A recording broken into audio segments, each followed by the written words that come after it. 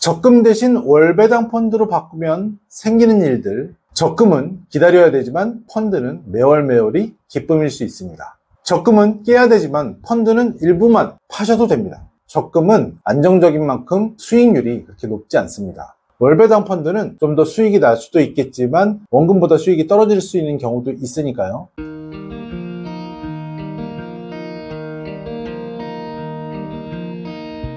안녕하세요. 대한민국 모든 국민이 연금으로 행복한 그날까지 여러분들의 연금주치, 연금닥터 김용택입니다. 적금 하시는 분들 많으시죠? 예금도 하시는 분들 많으시죠? 적금, 예금, 은행의 대표적인 상품들입니다. 원금 보존이 되죠. 거기다가 이자를 좀 얹어주긴 합니다. 그런데 이자를 받을 때는 세금도 내야 된다는 사실 알고 계시죠? 이자 소득세가 얼마입니까? 15.4% 떼야 됩니다. 내가 이자 소득이 100만 원이 발생했으면 15만 4천 원을 빼고 나머지 84만 6천 원을 받는다는 이야기입니다. 세금 떼야 되는데 요즘 적금 금리가 어떻습니까? 예금 금리는 어떻습니까? 제가 알기로는 2%에서 3% 사이 정도 되는 것 같습니다. 은행마다 좀 틀리고요. 상호저축은행, 새마을금고 이런 데는 조금 더 이율을 많이 주는 경우도 있죠. 이런 이율을 받는다라고 하면 적금이라든지 예금으로서 받을 수 있는 1년 만기, 5년 만기 이런 걸로 받을 수 있는 금액은 솔직히 말하면 쥐꼬리입니다. 쥐꼬리. 그래서 적금을 매년 하고 만기되면 찾고 다시 또 적금하고 하긴 하지만 자꾸 돈이 모이지 않습니다. 돈이 모이지 않는 이유를 알려드릴까요?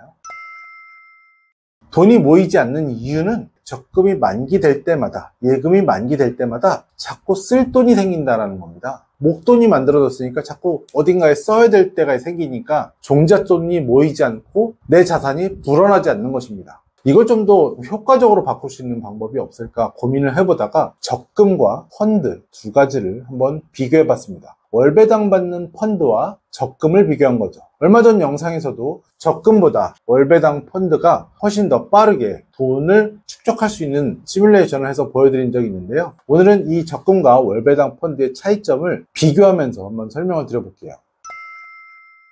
적금 대신 월배당 펀드로 바꾸면 생기는 일들. 적금 1년 기다렸더니 이자는 고작 요거야. 배당은 매월 꽤 많은 배당들이 쌓일 수 있습니다. 적금은 기다려도 이자가 얼마 붙지 않습니다. 쥐꼬리만큼 붙죠. 세금도 내야 되죠. 그런데 월배당 펀드는 매월 배당을 받는 기쁨을 누리실 수 있습니다. 거기다가 이 펀드 자체가 수익까지 붙는다면 기쁨이 배가 됩니다. 적금은 기다려야 되지만 펀드는 매월이 기쁨일 수 있습니다. 적금은 깨야 되지만 펀드는 일부만 파셔도 됩니다. 적금은 중도에 깼더니 이자가 날아가 버립니다. 아니면 이자가 거의 절반 이하로 줄어들죠. 월배당 펀드는 필요할 때 필요한 만큼만 빼서 쓰면 나머지 돈에 대해서는 배당이 계속 나오죠. 적금은 해당 이자를 받으려면 만기를 꼭 채우셔야 됩니다. 꼭 채워야지만 그 이자율을 주는 것이지 중도에 깨버리시면 그 이자율의 거의 절반도 못 받죠. 그런데 월배당 펀드는 가지고 있는 만큼 매월 불입을 하다가도 언젠가 돈이 좀 필요하면 부분적으로 매도하시면 됩니다. 그럼 그때까지 받았던 배당은 내 것이고 줄어든 만큼 덜 배당을 받겠지만 계속해서 가지실 수 있습니다. 만기가 없습니다. 언제까지나 가지고 계셔도 됩니다.